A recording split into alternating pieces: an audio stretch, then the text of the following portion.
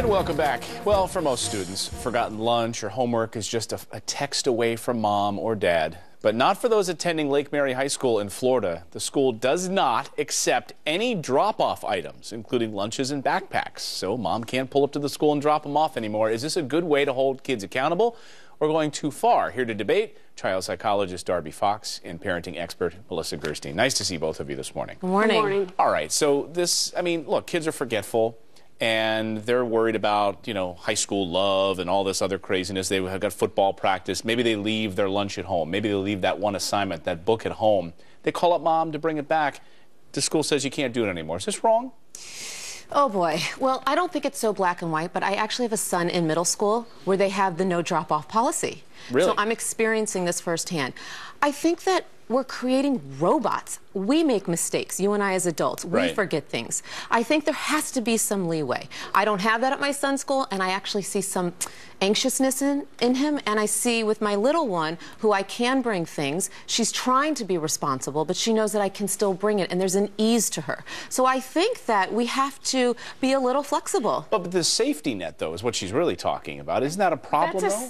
Well, it's great. It is important that there's the time that we can take them and drop things off. And you're talking about middle school.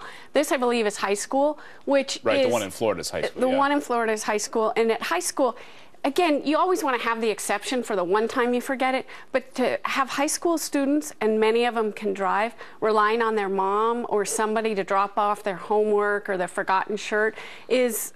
We're just facilitating them to rely on someone else. And by the time you're in high school, you should be able to remember what you have to do for the day. So, to her point, is this setting them up for failure, Melissa? Because the idea that they'll have this safety net that when they get to college, they can call mom when they've got a problem. When they're 25 years old, they move back in with their parents. I mean, you're setting them up to be reliant on their parents their whole life. No, because they're trying to be responsible as it is. They know they've got to get their homework done and get it back in. They know they have to bring their lunch.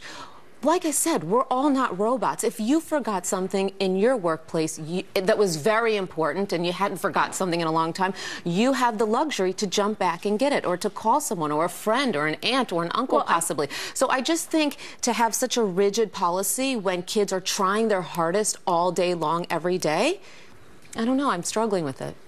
I think they're really trying to set the policy to teach kids starting early to be organized and come with what you need. So I think we have to remember that we really have made a generation of over helping and being in touch with the text.